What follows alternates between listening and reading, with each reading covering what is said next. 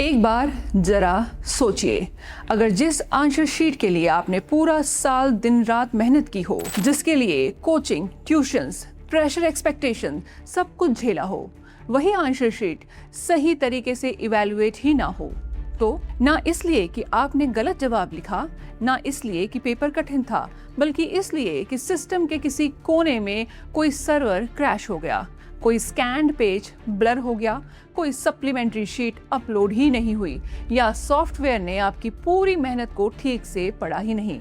सुनने में ये किसी लचर और लाचार एजुकेशन सिस्टम की कहानी लग रही है, लेकिन 2026 के CBSE रिजल्ट्स के बाद देश भर के हजारों स्टूडेंट्स और पेरेंट्स कुछ ऐसे ही सवाल पूछ रहे हैं। इस साल जब लाखों स्टूडेंट्स ने CBSE पोर्टल पर लॉगिन करके अपना क्लास 12th का रिजल्ट देखा, तो कई बच्चों के लिए वो सिर्फ एक मार्कशीट नहीं थी, बल्कि शॉक, कंफ्यूजन और डिसबिलीफ का मूवमेंट बन गई। कई स्टूडेंट्स ने दावा किया कि उनके मार्क्स उम्मीद से बेहद कम आए। कुछ स्टूडेंट्स ने आंसर शीट की स्कैन कॉपीज देखी तो पेजेस ब्लर थे, अनरीडेबल थे, कहीं पर हैंडराइटिंग साफ नहीं दिखाई दे रही थी।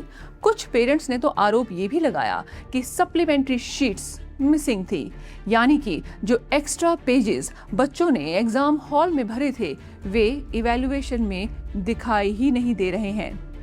सोचिए, एक स्टूडेंट जिसने पूरा साल मेहनत की, जिसका कॉलेज एडमिशन, करियर और फ्यूचर इन मार्क्स पर डिपेंड करता है, अगर उसे ये महसूस हो कि शायद उसकी कॉपी प्रॉपरली चेक ही नहीं हुई है, तो उस मानसिक स्थिति को समझना आसान नहीं है।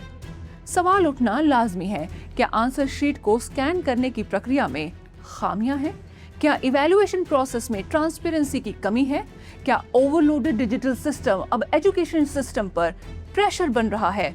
और सबसे बड़ा सवाल, क्या आज का स्टूडेंट सिर्फ एग्जाम प्रेशर से नहीं, बल्कि सिस्टम फेलियर के इस डर से भी अब लड़ रहा है?